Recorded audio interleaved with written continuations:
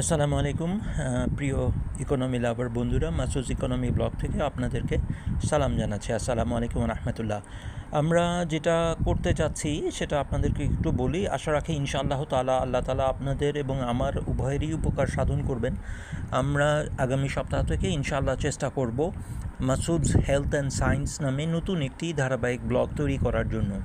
মাত্র 3 মিনিটেই আমরা কথা বলার সুযোগ পাই, তো 3 মিনিটের মধ্যেই ইনশাআল্লাহ তাআলা চেষ্টা করব মানুষের জন্য, মানুষের স্বাস্থ্য নিয়ে আলোচনা করার জন্য এবং বিজ্ঞান যে সমস্ত ক্ষেত্রে এগিয়ে গেছে সূত্র উল্লেখ করে এবং আন্তর্জাতিক গাইডলাইন অনুসরণ করে আপনাদের কাছে তথ্যগুলি পৌঁছে দেওয়ার জন্য, যাতে করে আমরা সবাই সুস্থ থাকতে পারি।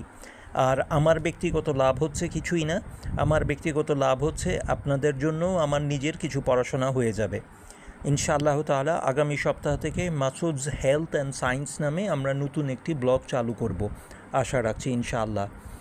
সবাইকে আবার সালাম জানাচ্ছি, আসসালামু আলাইকুম ওয়া রাহমাতুল্লাহ। জি, এবং আমাদের যে ব্লগগুলি আছে একটু বিনয়ের সাথে বলতে চাই, এগুলি কোনোটি মনিটাইজেশন করা না। আমি এগুলির বিনিময়ে কারো কাছ থেকে কোনো বিনিময় মূল্য বা ইউটিউবের কাছ থেকে কোনো বিনিময় মূল্য বা ফেসবুকের কাছ থেকে কোনো বিনিময় মূল্য গ্রহণ করি না। কাজে এগুলি সবার জন্য উন্মুক্ত থাকবে। একই সূত্র উল্লেখ করে আপনারা যদি আপনাদের ওয়েবসাইটেও সেটা ব্যবহার করতে চান, আমার কোনো সমস্যা নেই, কিন্তু আপনারা যে সমস্ত প্রতিষ্ঠানের নাম উল্লেখ করবেন সেগুলি যেন থাকে। আমি অবশ্যই সূত্র সহকারে উল্লেখ করব।